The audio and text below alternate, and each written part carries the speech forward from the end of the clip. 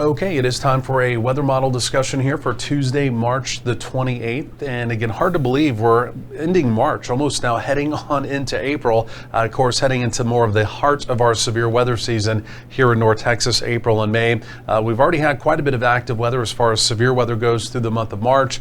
And the way it looks over the next couple of days, we'll have another opportunity. So we're going to talk about that. We're also going to talk about an opportunity of some rain tonight. Of course, this is our behind the scenes look at how we've been putting together the forecast of the day.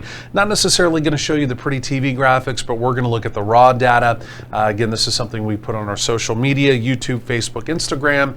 If you see it there, feel free to give it a like. Feel free to leave a comment below as well.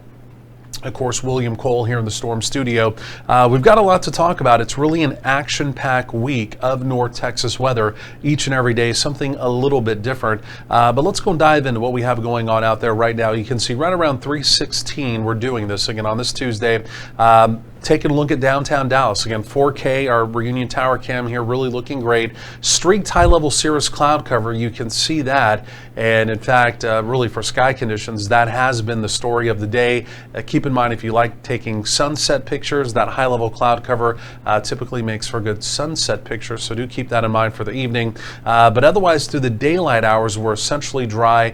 There will be, we'll call it an overnight opportunity, late evening into the overnight opportunity of some rain in the area. Again, more on that coming up. But temperatures out there today, it's cooler compared to the last several days. Of course, we had the cold front, the windy cold front that moved through overnight and very early this morning. But in the wake of that, look at these temperatures here. I mean, we've still got 50s off to the northwest. Our friends up in Bowie, 57, out in Young County, out around Graham, 57. Here in the Metroplex, 63. That was our forecasted high for today, 63. So we may bounce to 64, but we'll be right there in the neighborhood on that. And then again, you can see our southeastern counties, like down around the Palestine area, 68. So about a 10-degree spread in temperatures across the area, 10, 11-degree spread. And again, simply put, it's cooler. It's going to be a pretty chilly night, but we're going to rebound the temperatures. In fact, by early next week, we'll talk about this coming up. We may have the opportunity of some 90s in the area. Okay, so we're about to really begin to heat this up. Let's do this. Let's go and take a look now over here at the, and let me go and do this quickly. Let me just kind of cue this up is actually what I need to do. We're going to take a look just at the browser, right? So we're kind of going from the weather computer to the browser now within the weather computer, but I've got to load the browser up, which I wasn't already done. So let me go and click this really quick here. And what I'm trying to get to is this. This is the visible satellite imagery, and I've also put the radar composite on here as well, the radar mosaic around the area. This is just from NextLab, right? So we're now going from what we typically show on the air to, again, what we look at here in the Storm Studios behind the scenes throughout the day. And again, the one thing you're noticing is that southwesterly flow, right? You see Texas right there in the heart of your screen. Notice the cloud cover, especially the high-level cloud cover, the cirrus cloud cover coming up out of the eastern Pacific. Okay, we call that the subtropical jet stream, and embedded within that southwesterly flow, we actually have a little compact storm system that's going to be moving across the area as we go through the overnight. As that comes through, it'll offer us that lower end opportunity of some scattered rain around the area. Otherwise, again, you can see down in the deep south of Texas, like down around the Brownsville area, maybe down towards Padre, some scattered showers there. Houston had some storms overnight. They're basically dry. And truly elsewhere, I mean, around the Lone Star State, it's a pretty quiet weather day. It's mainly just down along the Rio Grande Valley. And again, like I mentioned, our eventual storm system that will be moving in as we get deeper into the evening and more so tonight. Like I mentioned, we'll time that out coming up momentarily. And even as we just kind of take a quick peek at the radar review here around the nation. Again, everything fairly quiet. There is some active weather in the Florida Panhandle and parts of southern Georgia. As it turns out, in Georgia, that's where the opportunity of severe weather is going to be as we go through the day and really into the evening. So this is what I'm also trying to get to, and we may have to take a different zoom. Let me see. Let me go and zoom this out here, because that right there is not going to work for us. Let me go and do this. we need to be able to see the whole thing. And it looks like you can see the whole thing from there because this is our 500 millibar chart, right? Whenever we're talking about the forecast, this is where we like to start, okay? We like to look at our current conditions. What do we currently have going on out there? We need to analyze that carefully. And then we look at our overall pattern, right? This is what we call our synoptic pattern across the United States. Where are, again, for lack of better terms, where are the dips, okay, the storm troughs where there could be active weather, or ridges where there's typically quieter weather, right? So as we're looking at this, a couple things you can notate here. Number one, right? Here is the storm trough that moved through essentially overnight through the Great Plains. That's what pushed that cold front down into our area and through the area overnight, giving us, again, the northerly wind and the slightly cooler temperatures out there today. We have a bit of a ridging pattern. You can see that there. That's going to begin to build in for tomorrow, Wednesday, short term, because just off the screen, we've got a powerhouse storm system coming in from the west coast that's going to come out in two pieces. It'll have a lead wave coming out on Thursday, and then the main storm comes out on Friday, okay? So kind of going forward, those are the kind of bits and pieces of the weather puzzle that we need to keep in mind. And we'll animate this and go into all of those a little bit more coming up momentarily, okay? So now we kind of know the overall pattern of what we have going on out there. From there, let's do this. It's that time of the year where we need to look at our Storm Prediction Center outlook each and every day, and we need to walk through these over the next 5 days, right? So today, no real risk of any severe weather. Notice the lighter shade of green, that can mean general thunder. Again, that's for that little disturbed area that's going to be moving up into our area later today and tonight. Not really even anticipating thunder with that, but down in hill country, not impossible, little thunder there, right? As we're just talking about Texas as a whole, opportunity of severe weather today, South Georgia, into parts of the Florida Panhandle. As we get into tomorrow, Wednesday, quiet weather day around the nation, right? Again, some general thunder, nothing severe drawn up there. But again, you know, for the end of March, a day with actually no severe weather in the continental United States, it's pretty rare, right? I mean, this is severe weather season for a lot of folks out there, but we'll take it. Okay, so here we go, day 3. This is getting us into Thursday. And now you see a marginal risk of severe weather drawn up from Oklahoma into parts of Texas. In fact, into parts of North Texas, and then also parts of central Nebraska as well. And so we'll look at this coming up momentarily, but I can kind of go ahead and begin to tell you what we're anticipating as we get into Thursday, right? And we'll look at this with the model data coming up. But again, the storm system coming out of the west, it's going to come out in two pieces. This will be the lead wave. Sometimes the lead wave can be a really big deal, right? I mean, in the southern plains, it can be.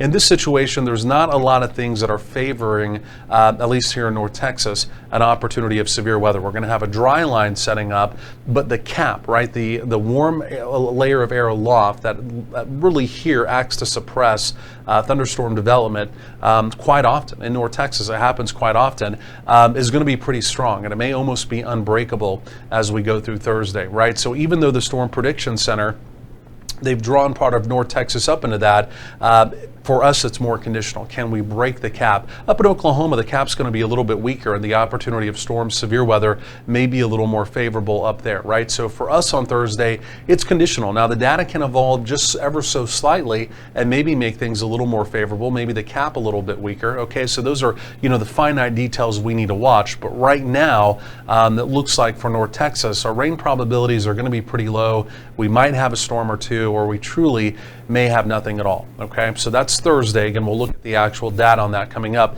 Now let's get into Friday. Okay, so Friday you can see a greater area drawn up here, and once we get past day 3, the Storm Prediction Center doesn't use their typical criteria, right? Their typical categories. They don't use marginal, slight, enhanced, things like that. They just do probabilities, right? So day 4 through 8 is either a 15% or a 30% probability, right?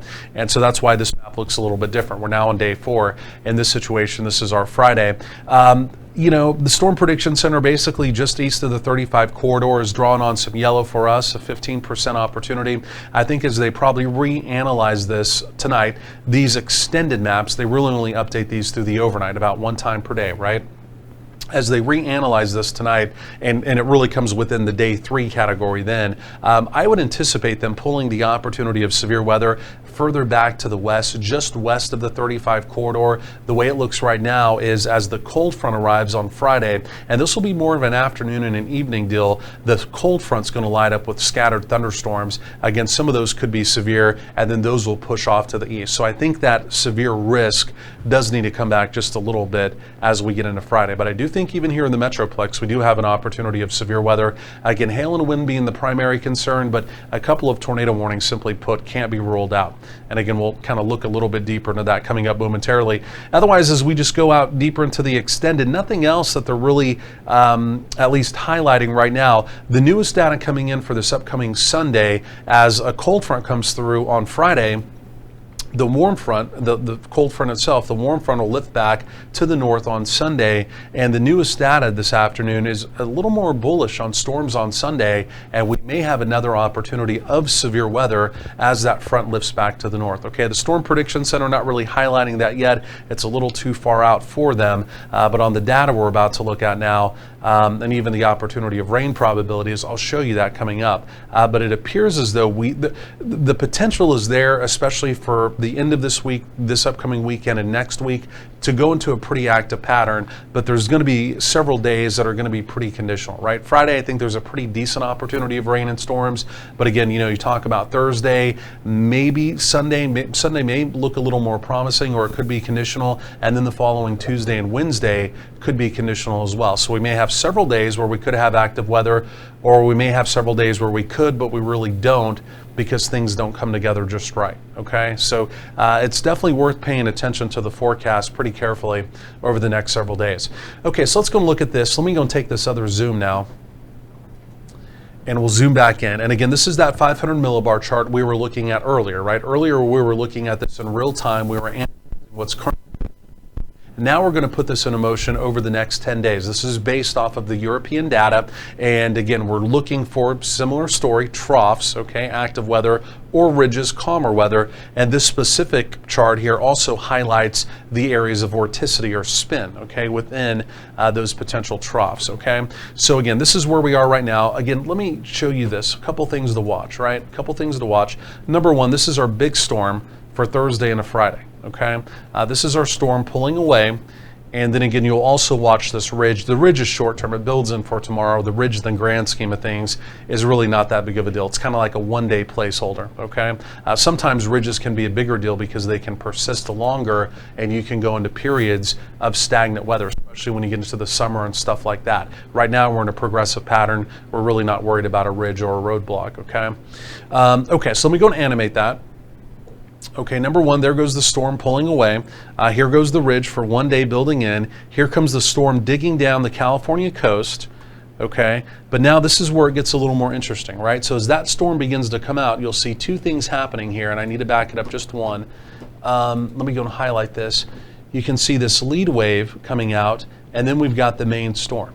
Okay, and so, you know, if you're a storm chaser, you're a severe weather, you know, interested in severe weather, you know, whatever it is, you know, sometimes that lead wave gets your attention, right? Sometimes your ears really perk up on that. And, you know, maybe for Oklahoma, I mean, it could be a bigger deal. Still not really even anticipating a big severe weather day up there on Thursday either. The timing just doesn't appear right. But again, sometimes when you get that lead wave, it really gets your attention.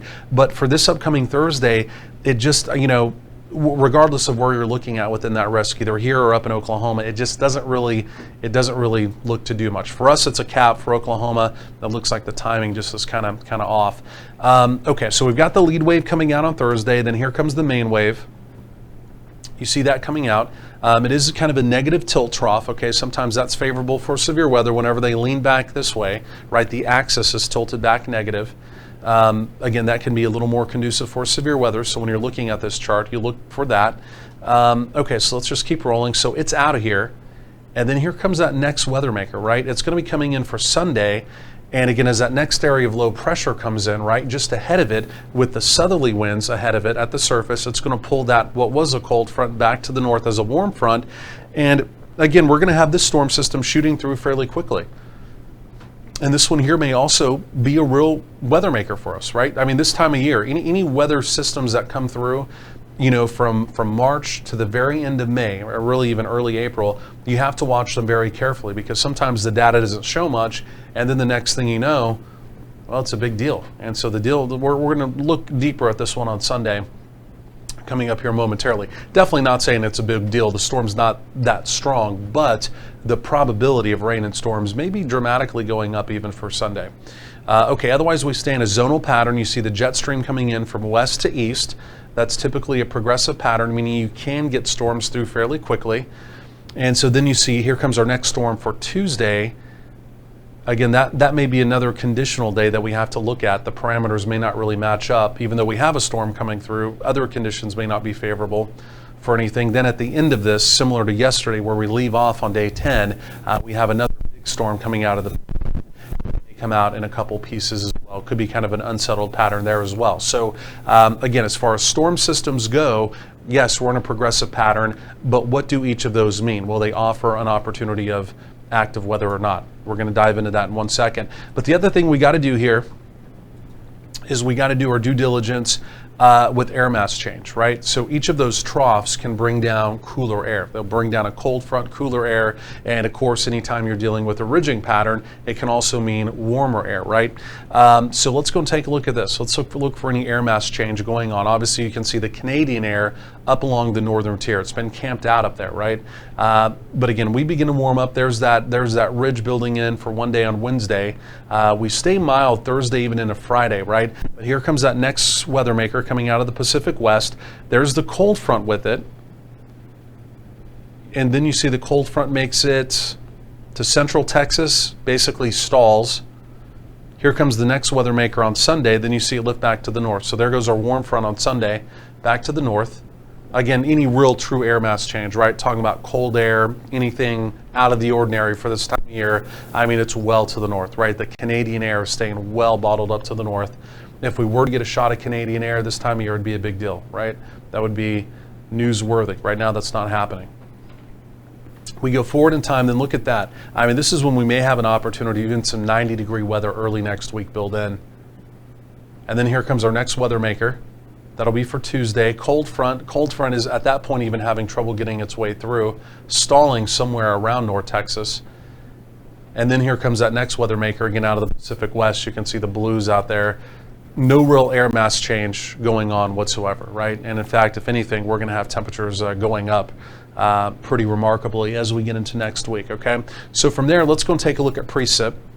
So now we kind of know, we're kind of putting the forecast together. Now we know about the weather systems coming through. Again, we'll look at the actual data as far as what the computer is crunching out for temperature numbers coming up, but we're kind of visualizing the concept there that, I mean, we don't have any real air mass change, right? We're going to have some cold fronts, quote unquote cold fronts, but again, we're not getting any air mass change, okay? So we'll factor that into our numbers coming up momentarily. Okay, so from there, let's go and take a look at, again, the model. And we're going to come back. In fact, let me do this first. We're still in the European model here. And again, for short term, meaning out over 48 hours or so, you don't really want to use a global model when you're talking about precipitation. You want to use a high-res model, which gives you a future radar depiction, right? And in this situation tonight, we do have an opportunity of some showers around. So let's not use the global model. Let's use the HER model. This is our high-resolution rapid refresh. We get a new run of this every hour, and every 6 hours we get an extended view of this out to 48 hours, okay? So here we go. This is into tonight, and this is overnight, and there it is. I mean, you have to look pretty carefully, and if you don't know where we are, let me just go and show you quickly. There's the Metroplex right there, okay? And so, Central Texas, Hill Country, eventually East Texas, they have an opportunity, right? I mean, our probabilities are looking less and less. I've got a 20 to 30% opportunity. 20 for most of us, 30% as you get down into our southern counties for overnight. But again, a few showers are possible. I mean, in the grand scheme of things, this really just does not look like a big deal at all, right? But again, if you get raindrops overnight and there's a 0% rain probability, it's also kind of a big deal, right? So you want to know even if you're getting raindrops. So even if we're just kind of playing with some finite stuff here, a 20, 30% opportunity, I mean, that's the forecast, right? So you need to know this kind of stuff.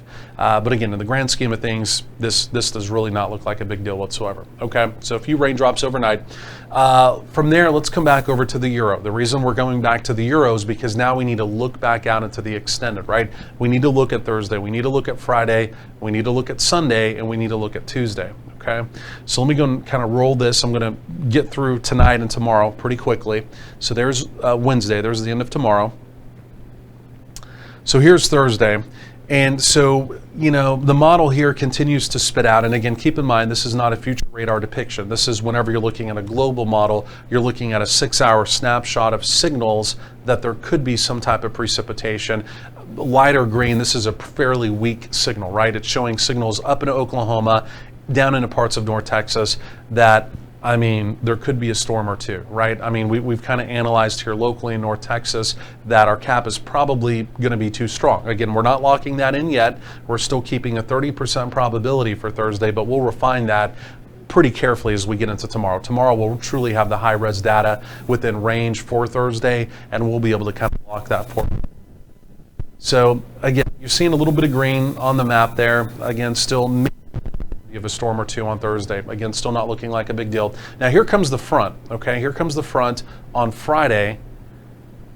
And notice by mid-afternoon, essentially from up Interstate 30, again off to the northeast, up into the Arklatex, an opportunity of rain and storms developing, okay? And that's developing earlier in the day. It's developing earlier in the day. And then as we get into the evening, there goes a line of storms basically pushing off. Okay, so that's our Friday. Again, Saturday, quiet. Here we go into Sunday. Here comes that next storm. Here comes the warm front lifting to the north. And again, there could be a few showers around on Sunday, but let's do this. I want to leave it right there, and I want to come back over and look at our instability. This is the newest data coming in just now, and I want to compare this to earlier this morning. And I'm going right away to Sunday. And so, you know, the model here, the data is not overly bullish on a lot of instability as that warm front lifts back, okay? And the reason why that's important, number one, that can factor into severe weather, but number two, you also want to know if you're dealing with just kind of general showers as that comes back in within an open warm sector, or are we going to be dealing with an opportunity of rain and storms, right? And so on Sunday, right now the devil is in the details on this, because right now the model is not overly bullish, but it is that time of year that, again, as a warm front pushes back to the north, a lot of times you can begin to recover that moisture, right, that Gulf of Mexico moisture fairly quickly. We're going to be warm enough that we should be able to generate some instability. So we're most likely, regardless of what we're seeing right here, right now, going to be dealing with some thunderstorms. And then from there, we're going to have to continue to kind of dig into that, right? The Sunday is pretty murky because the data has not been very consistent on this, but we're starting to get a better view that it's a compact storm system, but it's pretty decent. It's going to move right across north and central Texas. Again, we've got that warm front coming back to the north. And again, even though the model right now, not overly excited about the opportunity of storms, I think in the back of my mind, I'm thinking that we're more than likely going to have something going on Sunday, other than just rain. There could be some scattered showers. That's what the data is showing right now, but I would assume some thunderstorms and maybe even more, okay? So there's the data. Again, really getting pretty excited, though, you can see, about rain, and again, maybe, again, even some thunderstorms as well. So Sunday's looking pretty unsettled, but again, the exact details, we just don't have them right now, okay? So there goes that storm pulling off. And then after that, we need to look at Tuesday. And Tuesday's another day. When we were analyzing this earlier, I mean, our cap is pretty strong on Tuesday again, and it looks like as that front slides through, I've got a 20% opportunity on for Tuesday. It just, you know, conditions for severe weather are looking better and better, but in order to have severe weather, you have to have a thunderstorm to begin with, right? And if the cap just suppresses it, or the front comes through too quickly and the timing's off, it doesn't matter what the conditions are, because you're not going to have anything. And right now for Tuesday, the data is basically saying from 35 off to the east, but probably even east to the Metroplex, trying to develop something and move it off fairly quickly. Again, this far out, there's no way to lock that in. We can't say, you know, multiple days out, well, it's going to be east of 35, no big deal. It easily could be west of 35, right? So Tuesday, again, it's one of these conditional days, right? We're talking about we may have a lot of active weather over the next several days, or we may have some active weather and everything else is conditional and doesn't necessarily pan out, right? But we've got weather pieces of the puzzle moving here. A lot of it's just pretty murky at this point. Okay, so let's go further out. And we have that last big weather maker at the end of this coming in. And again, here we go towards the end of this run here, talking about 8, 9, 10 days on the road. There's going to be another opportunity of rain and storms, right? So over the next 10 to 12 days, maybe 50% of the forecast may involve active weather. Okay, I mean, that's pretty typical for this time of year. The last few years it hasn't, right? The last few years, you know, we've really kind of struggled to get a lot of weather. Back last year, things went dormant on us twice through the spring. This year, it's pretty progressive so far. We'll see what the rest of the spring holds. Doesn't really mean anything, but we are tipping back into an El Nino, which for us typically means more of an active pattern. We'll see if that truly holds up, because some things with La Nina and El Nino, they don't always work out quite the way some people say they should. Okay, so a lot going on over the next several days. We need to do this. We need to look at temperatures, and then we've got to get going because we've got our normal weather we've got to do as well here. Let me just take you back over to this Zoom. And we'll just look at the blend of models. This is what I forecast off of anyway. My 12-day forecast is normally pretty reminiscent of what you're seeing right here. And what the blend of models is, it's an inset product from the National Weather Service. They take all the different model data, they combine it together, they weight it, and then they even plug in the high-res data into the first 2 days, and then it spits this out every hour, right? And so it's a pretty decent way to build your forecast. There's sometimes some biases. We even begin to pick up on this here as well. I kind of split between this and the raw Euro data, right? I kind of split between the two, and that's typically the way the forecast is built. But a lot of times, the bias with the blend is to the Euro. Sometimes really what you're seeing directly from the Euro is what you see directly here as well. So if that makes sense. But anyway, quickly here, these are our temperatures here over the next 10 days, at least what the model's thinking. 66 for tomorrow, that's what I have.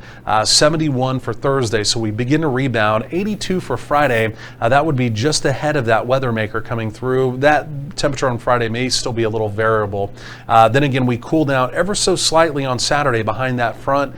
75, I mean, technically still above normal. And then look at temperatures really rebound ahead of that next weather maker. Again, we're talking about highs maybe near 90 there by the following Tuesday, right? We're going to be right up around 90 in the Metroplex. Other locations in North Texas could easily be pushing 90, right? So we're going to, again, that's hot. We can just call that hot. Then you can see some 70s there on down the road. Overnight lows, again, 40s, 50s, and some 60s on the way. So there we go, folks. Again, we've got a lot going on. Like I mentioned, we're tracking it all here, just like we always do. Of course, on our typical channel, we go into a little more detail as well. Again, if you like the prettier TV graphics, obviously we have that there. And of course, you can always watch it, Roku, Apple, Amazon Fire TV. That's where you can watch us. Then also on our free mobile app, we'll go and punch that up. If you have not downloaded our mobile app, be sure to do that today. Again, available on Apple iTunes and also in the Google Play Store, of course, completely for free. But again, you can watch us 24/7, 7 days a week. Otherwise, thanks for reviewing our weather model discussion. Again, like I mentioned, be sure to give it a like on social media. And again, if you have a question or comment, feel free to leave that below. And otherwise, enjoy the rest of your Tuesday. We'll do another one of these tomorrow.